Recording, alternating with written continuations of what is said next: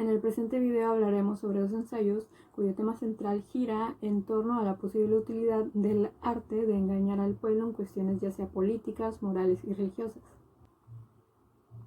Podemos decir que la pregunta sobre la utilidad del arte del engaño resulta importante en la transición del viejo régimen, es decir, el basado en el sistema estamental, al nuevo basado en un sistema constitucional.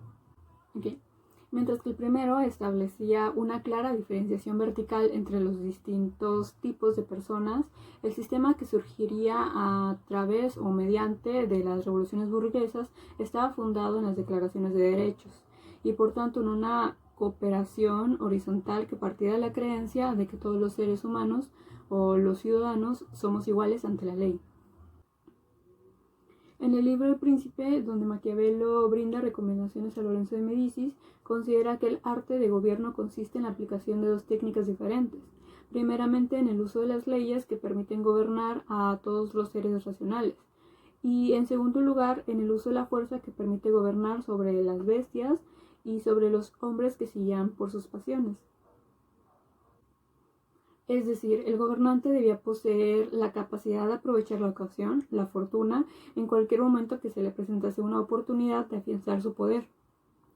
Por ello, el príncipe debía ser un individuo versado en el arte del engaño. Consideraba el arte del engaño como una herramienta eficaz en el arte de gobierno, indicando que el gobernante debe ser astuto como un zorro y fuerte como un león. Por el contrario, Federico el Grande sostenía que el artificio y la simulación en el arte de gobierno son inútiles para mantener el poder, por lo que precisa que no se juzga a los hombres por sus palabras, sino por el conjunto de sus acciones.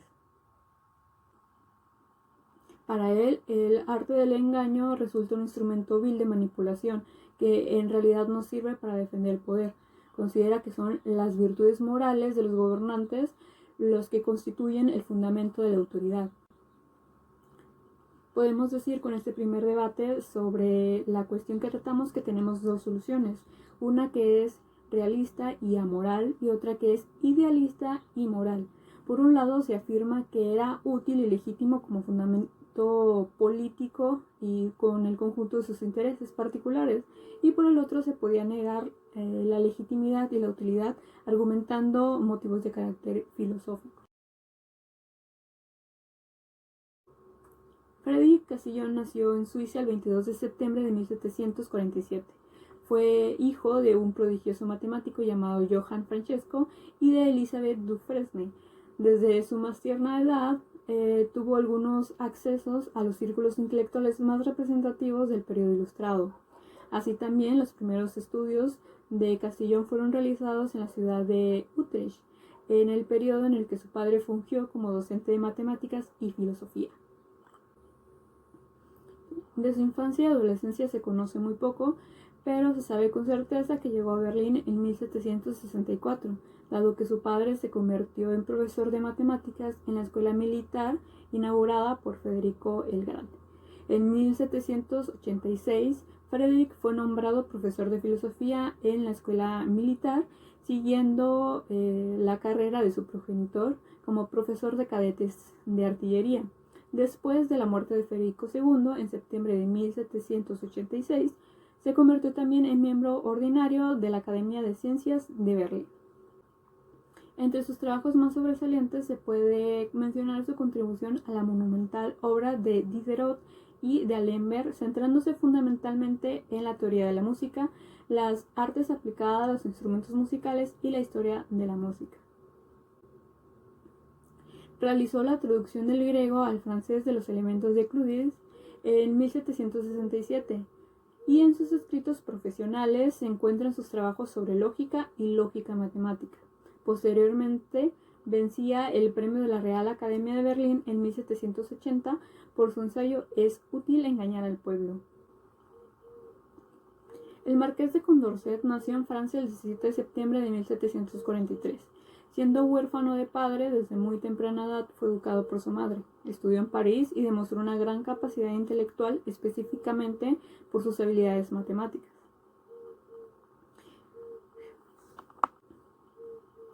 En 1765, el marqués publicó su primer trabajo matemático denominado Ensayo sobre el cálculo integral. En 1785, Condorcet escribió su famoso tratado sobre la aplicación del análisis a la probabilidad de las decisiones de la mayoría. Dicho texto es considerado como una de las obras más importantes, pues fue el primero en aplicar sistemáticamente los modelos matemáticos a las ciencias sociales. Condorcet fue también un defensor de los derechos humanos, de los derechos de las mujeres y de los derechos de las personas de color.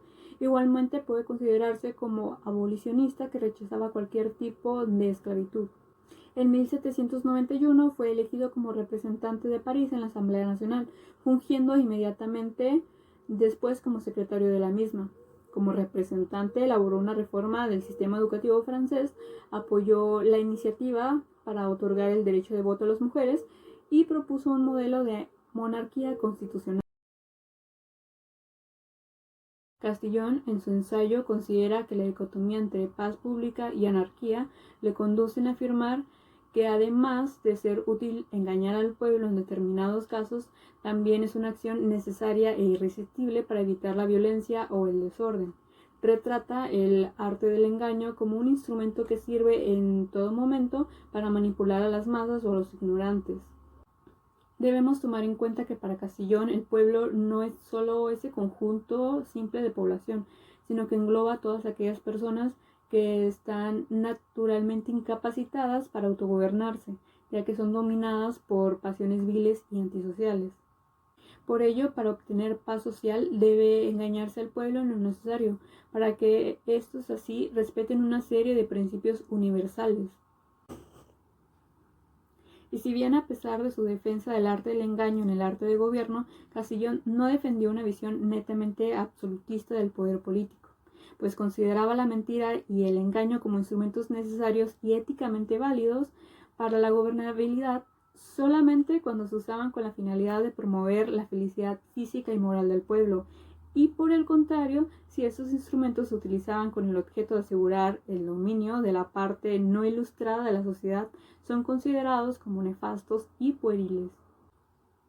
En su concepción, la felicidad física corre a cargo de la política y del gobierno, mientras que la felicidad moral forma parte de las tareas encargadas a las ciencias y a la religión. Para él, la política y la religión son los dos pilares para la felicidad del pueblo.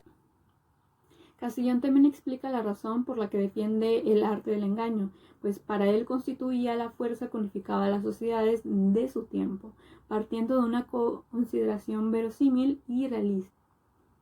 Además, dando por hecho que no puede existir ninguna nación sin pueblo o lo que es lo mismo, una sociedad enteramente sabia e informada, capaz de realizar el ideal de democracia electiva. El autor consideró que la mentira es una garante de la paz social, mientras que la anarquía y el desorden son vistos como el mal absoluto. Además, en su ensayo, considera que la religión constituye una forma de consolación para los males que aquejan la vida de los seres humanos. Creía que era un útil instrumento para educar moralmente a los individuos. La creencia de Dios y la inmortalidad del alma era necesaria para la creación de una racionalidad práctica compatible con los dictados de la razón y con un proceso gradual de ilustración de las masas. El ensayo de Condorcet comienza afirmando que el argumento sobre la posible utilidad del arte del engaño solamente puede ser tratado abiertamente en un país con libertades civiles. A lo largo de su escrito, el filósofo defendió una tesis opuesta a la sostenida por Castillon, dado que consideraba que el hombre tiene el estricto deber de afirmar públicamente y en voz alta lo que considera verdadero.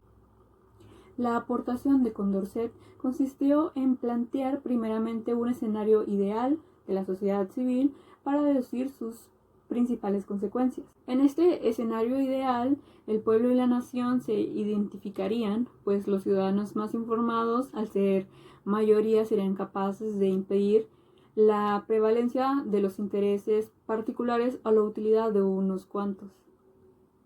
Este primer argumento de corte político serviría a Condorcet para afirmar que no solamente es inútil engañar al pueblo, sino que además resulta contraproducente, pues puede constituirse como la motivación del dominio ilegítimo y posteriormente una fuente de violencia civil. La concepción de la moral de Condorcet no parte de la justificación de las buenas obras por altruismo, deísmo o empatía, sino apelando al egoísmo y a los intereses personales. En el pensamiento político de Condorcet aparece expresada la idea de que el interés del individuo siempre se relaciona con el interés de la sociedad. Por la misma razón, su concepción partía de un fuerte compromiso con los derechos subjetivos de los individuos. A pesar de defender la postura negativa del arte del engaño en el arte de gobierno, el filósofo francés describió 4 escenarios excepcionales en los que podrían no ser válidos sus argumentaciones. Esas excepciones son: primera, la transición de una moral falsa a una moral fundada en la razón. 2. El derecho de la resistencia es incuestionable. 3. Las verdades particulares que obstaculizan a otras verdades más generales. Y 4. Las verdades útiles a los pueblos y a los tiranos. Apliquemos lo aprendido con la situación que ha causado tantos estragos en nuestra actualidad, la contingencia sanitaria debido al COVID-19. En un principio se manejó el inicio de la propagación como algo muy especial, algo endémico de China, que no causaría problemas en las demás naciones. Todo esto con el fin de no generar pánico y caos en las sociedades de las naciones. ¿No se aplicó aquí lo defendido por Castillón, es decir, utilizar el engaño con el fin de generar estabilidad y paz social? Bueno, como nos hemos percatado, al reservar información salió contraproducente. El virus generó una pandemia que vino a cambiar la manera en la que nos desenvolvemos en el mundo. Podemos decir entonces que no. Utilizar el arte del engaño para gobernar no siempre es factible, aunque cuente con un objetivo que pretenda obtener el bien común, pues como notamos, si se hubiera brindado a tiempo la información y los gobiernos hubieran aplicado las medidas necesarias, la historia de esta pandemia hubiera sido muy diferente.